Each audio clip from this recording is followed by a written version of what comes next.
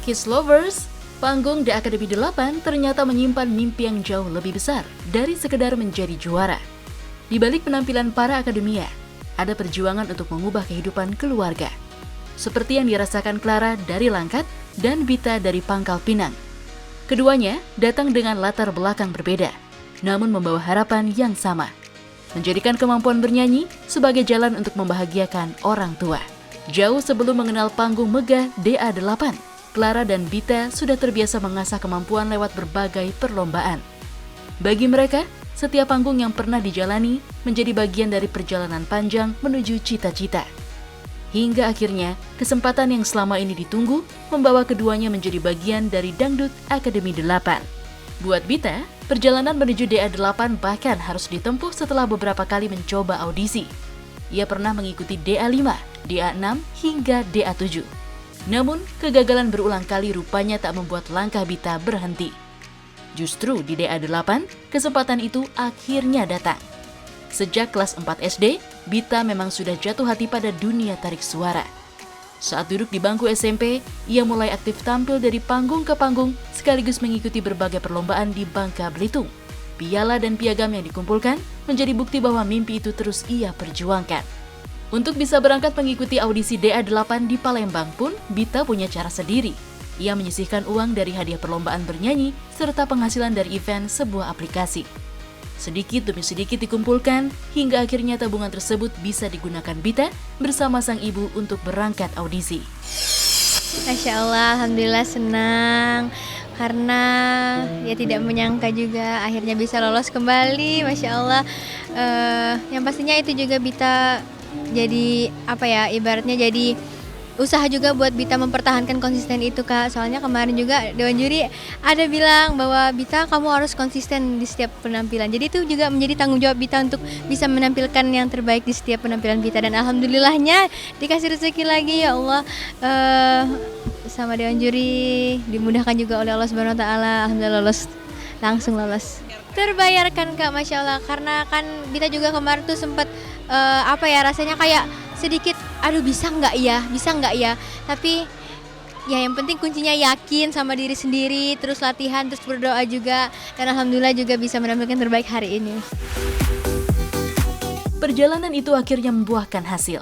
Bita berhasil mendapatkan tiket untuk tampil di panggung DA8. Namun keberhasilan tersebut bukan hanya untuk dirinya sendiri. Ada sosok ibu yang selalu menjadi alasan Bita untuk terus bertahan dan berjuang. Sejak sang ayah meninggal dunia, Bita semakin terdorong untuk membantu keluarganya. Setiap mendapatkan hadiah dari perlombaan, ia memilih menyerahkannya kepada sang ibu. Bahkan, ketika berhasil menjadi juara pertama dan memperoleh hadiah 15 juta rupiah, uang yang ia hasilkan diberikan untuk kebutuhan keluarga. Bagi Bita, melihat sang ibu dan adiknya terbantu jauh lebih berarti daripada menggunakan uang itu untuk dirinya sendiri. Dan kini di DA8, kembali membawa Bita pada impian yang lebih besar. Tak berhenti sampai di sana, Bita juga menyimpan harapan untuk rumah yang selama ini ditempati keluarganya. Rumah tersebut masih harus dicicil kepada ahli waris. Karena itu, Bita ingin suatu hari nanti bisa membantu melunasinya. Menyanyi memang dari kecil ya, Kak. Dari SD itu sudah menyanyi. Cuman kalau dari SMP itu dari mulai manggung ke manggung kayak gitu kan. Panggung ke panggung. Terus mengikuti lomba-lomba kayak gitu di Bangka Belitung. Di DA ini sudah 3 kali loh, Kak. Dari DA 5, 6, 7, 8 ini yang baru ada rezekinya. Pernah, Kak, ini juga banyak trofi-trofinya di samping sini. Gimana ya, Kak, ya, kalau perasaan orang tua itu kan, apalagi kan posisi Bita itu kan ayahnya udah nggak ada lagi, Kak, ya.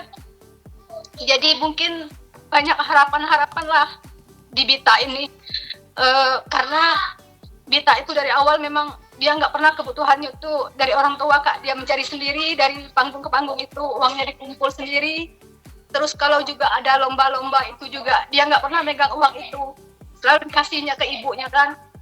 Dia nggak pernah megang uang itu. Atau jumlah uang itu ada berapa dia nggak pernah menanyain itu, Kak. Jualan ayam geprek, Kak. Ibu yang jualan? Iya, itulah kesehariannya, Kak. Dari Senin sampai Kamis itu. Ya inilah, Kak. Ini seperti kita ini agak ke dapur, ke tengah.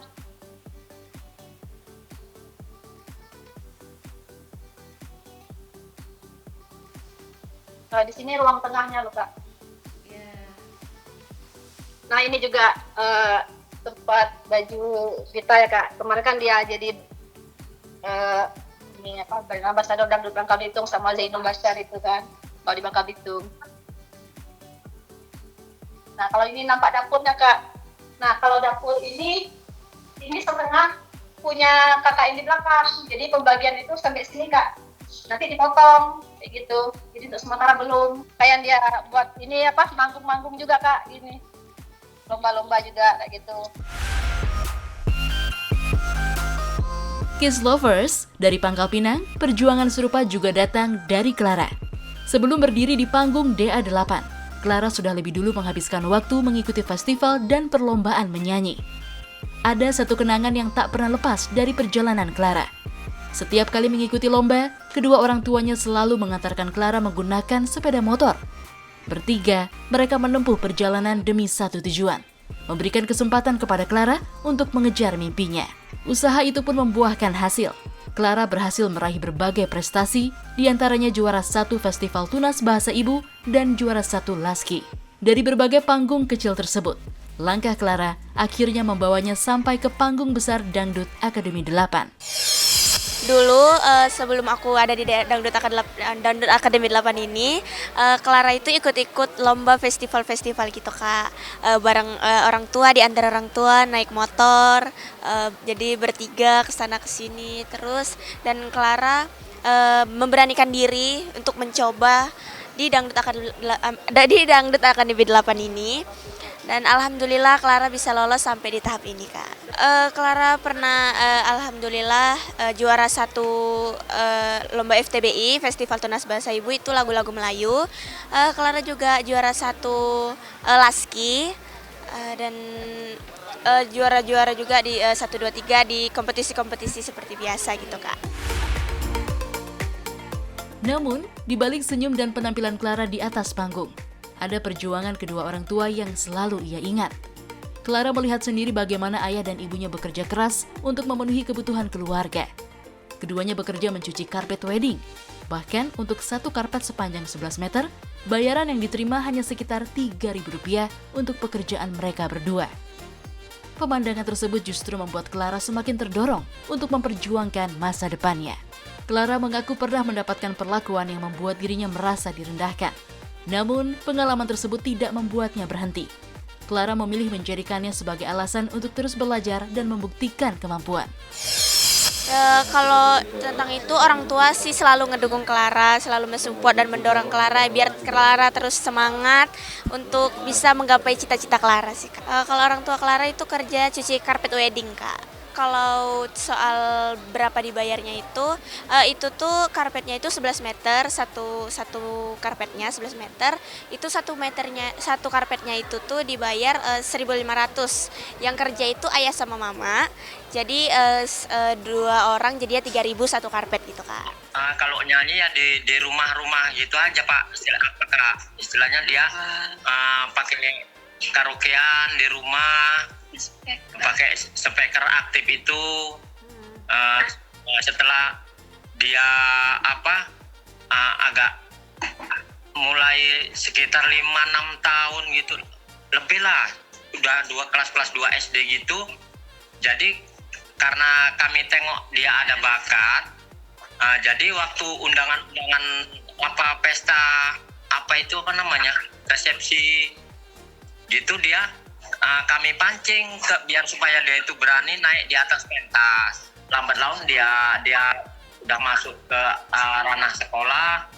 Ada perlombaan di sekolah dia, tingkat sekolah. Nanti dia ikut jadi perwakilan dari sekolahnya karena dia mulai ada mental keberanian dia. Mungkin diajukan sama guru-gurunya. Jadi setiap kali tampil dia ikut. Udah gitu ada yang namanya FTBI, tingkat lagu Melayu tingkat kabupaten. Nah, kebetulan dia ikut juara pula, dia juara 1. Udah gitu di tingkat naik ke provinsi.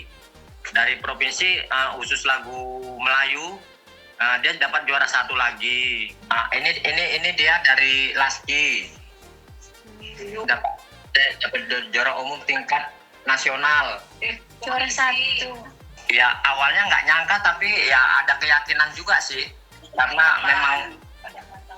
memang dia pertama berharap, yang kedua ada mau ikut audisi. Dia selalu Kak, kami selalu mendoakan semoga dia itu selalu di sana sehat, biar dia bisa selalu bisa menampilkan yang terbaik. Intinya mungkin keterbatasan kondisi apa kan, jadinya ya siapa yang nggak mau istilahnya kalau jumpa langsung sama yang mau kita jumpain, nah gitu. Kini, kesempatan di DA8 menjadi lebih dari sekedar panggung untuk menunjukkan kemampuan bernyanyi. Clara ingin kesuksesan yang diraihnya nanti bisa memberikan kehidupan yang lebih baik untuk keluarganya.